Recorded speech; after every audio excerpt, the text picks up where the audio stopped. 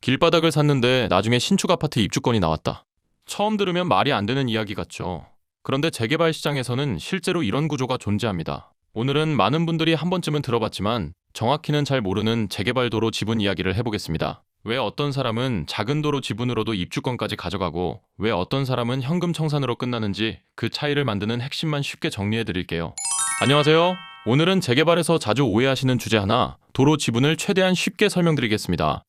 특히 청약가점이 낮아서 고민하시는 분들, 재개발 쪽을 공부하고 계신 분들이라면 오늘 내용은 한 번쯤 알고 넘어가시면 분명 도움이 됩니다. 생각보다 몇 천만 원 정도의 소액으로도 접근 가능한 구조가 있는 만큼 원리만 제대로 알아두셔도 나중에 물건을 보는 기준이 달라질 수 있습니다. 도로 지분이 정확히 무엇인지, 왜 어떤 경우에는 입주권으로 이어지고 왜 어떤 경우에는 현금 청산으로 끝나는지 실제 사례를 기준으로 차근차근 말씀드리겠습니다. 먼저 재개발과 재건축의 차이부터 짚고 넘어가야 합니다. 겉으로 보면 둘 다 낡은 곳이 새 아파트로 바뀌는 사업이지만 권리 구조는 완전히 다릅니다.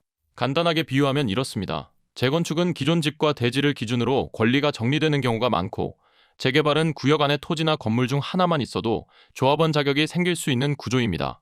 그래서 일반 주택이 아닌 도로 지분도 조건이 맞으면 의미 있는 권리 자산이 될 수 있는 겁니다. 그렇다면 도로 지분이란 정확히 무엇일까요? 재개발 구역 안에 있는 도로 형태의 토지, 혹은 여러 사람이 나눠 가진 공유 지분을 말합니다. 겉으로 보면 그냥 길처럼 보이기 때문에 이걸 왜 사지? 라는 생각이 드는 게 당연합니다. 재개발에서 중요한 건 겉모습이 아니라 그 토지가 법적으로 어떤 권리로 인정받느냐입니다. 도로처럼 보여도 어떤 것은 입주권으로 연결되고 어떤 것은 현금 청산으로 끝납니다.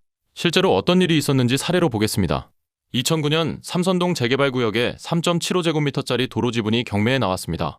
유차를 거듭하다 195만 원에 낙찰됐는데 2022년 같은 면적의 지분이 1,750만 원에 낙찰됩니다. 12년간 약 9배의 가격 변화가 있었던 겁니다. 부가 현동 사례도 있습니다. 2017년 3억 원대에 낙찰된 도로 지분을 2년 뒤 누군가가 7억에 사갑니다. 나중에 밝혀진 바에 따르면 이 매수자는 고위공직자의 가족이었습니다. 재개발 보상 구조를 정확히 파악하고 있었던 거죠. 이 땅은 이후 20억이 넘는 대형 평수 아파트 입주권에 현금 청산까지 추가로 받는 자산으로 탈바꿈할 예정입니다.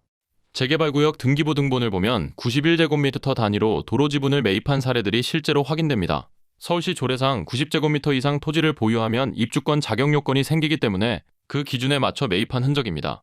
감정평가 기준으로 도로 지분은 일반 대지보다 매입가가 낮은 편인데 입주권 자체의 가치는 일반 대지 소유자와 동일하게 형성됩니다. 이 구조가 도로 지분에 관심이 쏠리는 이유입니다. 여기에 더해 도로 지분은 주택이 아니기 때문에 다주택 규제에서 벗어날 수 있고 재산세나 보유세 부담도 없습니다. 그래서 규제에 민감한 투자자들 사이에서 특히 주목받는 구조이기도 합니다. 그렇다면 같은 도로 지분인데 왜 어떤 것은 입주권으로 이어지고 어떤 것은 현금 청산으로 끝나는 걸까요? 그 차이를 만드는 두 가지 조건이 있습니다.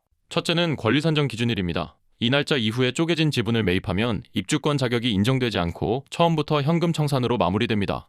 둘째는 정비계획도 확인입니다. 내가 산 도로 지분이 나중에 아파트 단지 안으로 포함되는 땅인지 공공도로로 수용되는 땅인지에 따라 결과가 완전히 달라집니다. 위치가 비슷해 보여도 도면 한 장 차이로 입주권이 나오기도 하고 현금 청산이 되기도 합니다. 이 두 가지를 확인하지 않고 가격만 보고 접근하면 기대했던 결과를 얻기 어렵습니다. 물건마다 조건이 다 다르기 때문에 관심 있는 구역이 생기셨다면 이 두 가지부터 먼저 확인하시는 걸 권해드립니다. 한 가지 더 말씀드리면 저희가 다루는 구역은 서울 역세권으로 한정하고 있습니다. 이유는 단순합니다. 재개발 사업은 속도가 중요한데 역세권은 그 속도를 뒷받침하는 수요와 사업성이 상대적으로 뚜렷하게 확인되기 때문입니다. 입지가 불분명한 구역까지 다루다 보면 오히려 리스크 관리가 어려워져서 저희는 범위를 좁히는 쪽을 선택했습니다. 오늘 말씀드린 구조는 원리입니다. 실제로 지금 시장에 나와 있는 물건이 이 조건에 해당하는지는 물건마다 다 다르고 영상에서 특정 매물을 공개적으로 다루기는 어렵습니다. 보유하고 계신 땅이 있거나 서울 역세권 재개발 구역 중 관심 있는 곳이 생기셨다면 설명란에 번호 남겨뒀으니 가볍게 여쭤보셔도 됩니다. 상담이라기보다 방향 정도는 편하게 말씀드릴 수 있습니다. 오늘 영상이 도움이 되셨다면 구독과 좋아요 부탁드립니다. 다음 영상에서 뵙겠습니다.